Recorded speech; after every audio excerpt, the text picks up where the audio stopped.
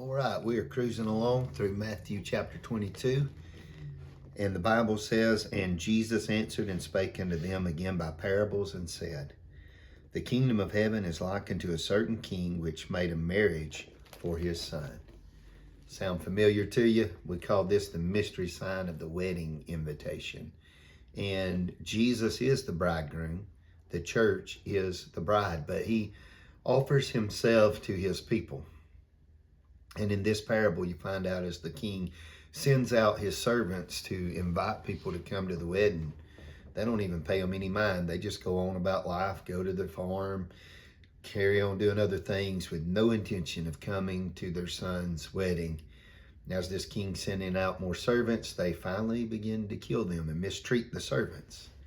When the king gets word of that, he sends his army out and destroys all those that had done his people harm, and then says, all right, go bid anybody that will come, both bad and good. And in the wedding ceremony, when he shows up, the Bible describes to us in verses 11 and 14, listen, "And when the king came in to see the guest, he saw there a man which had not on a wedding garment." Well, what's the wedding garment? Salvation.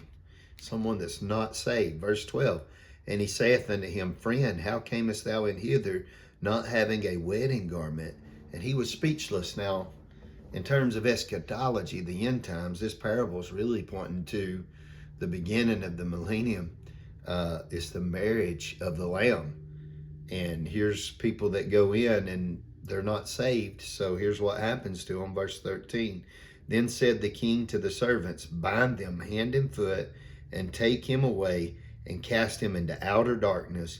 There shall be weeping and gnashing of teeth. For many are called, but few are chosen." So those are the ones that are lost, that will be eternally lost, that will be thrown into hell here, we see.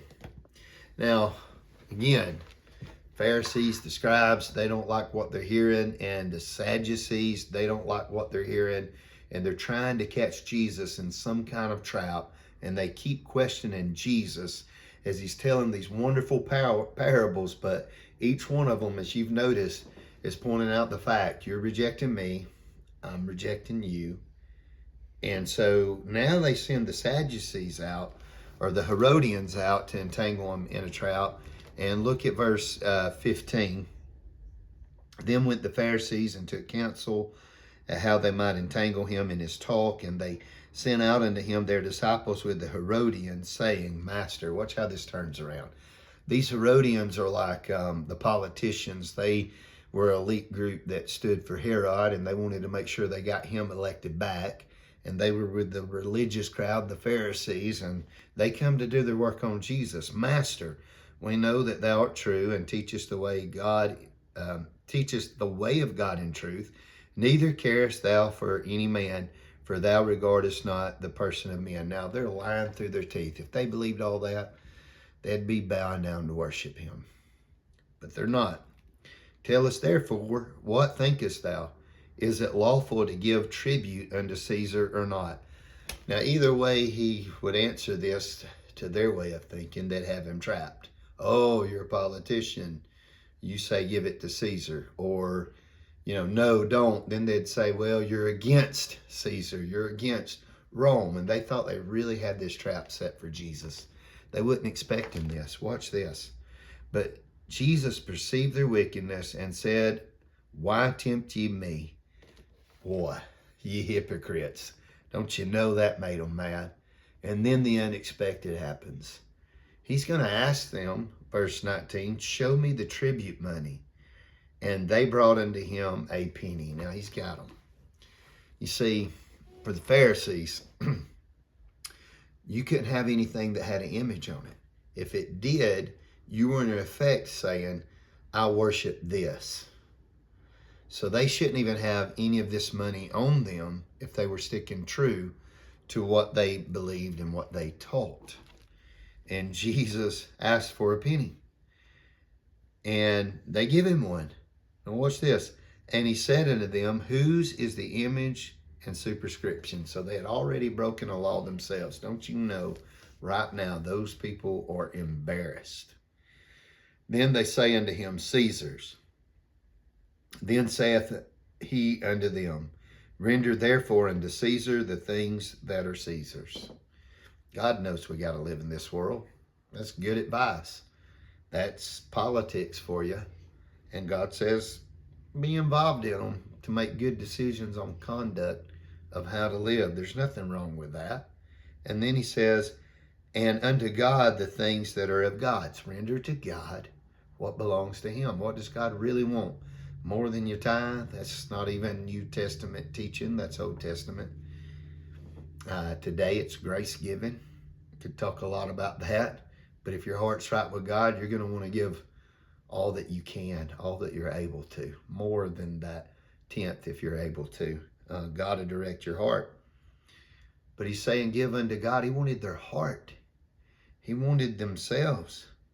When they had heard these words, they marveled and left him and went their way. Wow. Now they send someone else to question the Lord to do their work for them. They send the Sadducees. Here's what's funny. Watch the question the Sadducees answer here. They don't even believe in God.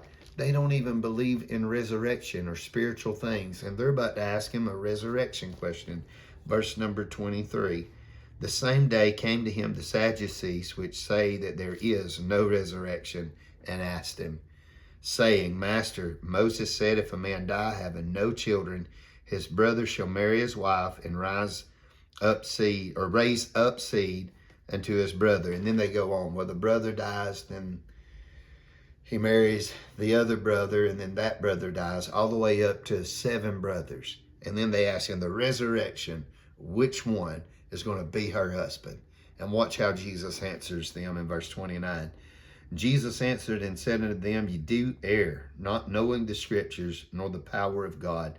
For in the resurrection they neither marry, nor are given in marriage, but are as the angels of God in heaven. But as touching the resurrection of the dead, have ye not read that which was spoken unto you by God, saying, I am the God of Abraham, the God of Isaac, and the God of Jacob. God is not the God of the dead, but of the living. And when the multitudes heard this, they were astonished at his doctrine. They were speechless. They still didn't want to give up trying to trap him in his word. So they sent one more guy out to test him, a lawyer, the Bible tells us. Beginning in verse number 35 here. And then one of them, which was a lawyer, asked him a question, tempting him, saying, Master, which is the great commandment in the law? And Jesus said unto him, he gives him a 2-for-1. Which one's the greatest? Well, the ultimate answer is love God. Watch what Jesus says. Jesus said unto him, Thou shalt love the Lord thy God with all thy heart, with all thy soul, and with all thy mind. If you've caught on, the last few chapters from 20, 21, 22 here now, he's after their heart, and they're not giving it to him. Love God with everything that you have, with all thy mind. Verse 38, and this is the first and great commandment. Verse 39, and the second is like unto it, thou shalt love thy neighbor as thyself. On these 2 commandments hang all the law and the prophets. It's about love. Now, Jesus silences them for good. The Bible tells us that they begin to ask about Christ. Verse 41, while the Pharisees were gathered together, Jesus asked them, saying, What think ye of Christ? Whose son is he? They say unto him, the son of David. And he saith unto them, How then doth David in spirit call him Lord, saying, The Lord said unto my Lord, Set thou on my right hand till I make thine enemies thy footstool. If David then call him Lord, how is he his son? He's trying to get them to say, through that seed of the Redeemer, God himself came in the flesh through David's genealogy, which pointed to Jesus, the fact that he was God. They were never going to admit that. And watch verse 46 says, And no man was able to answer him a word, neither durst any man from that day forth ask him any more questions. He put them all to silence. God bless you as you study.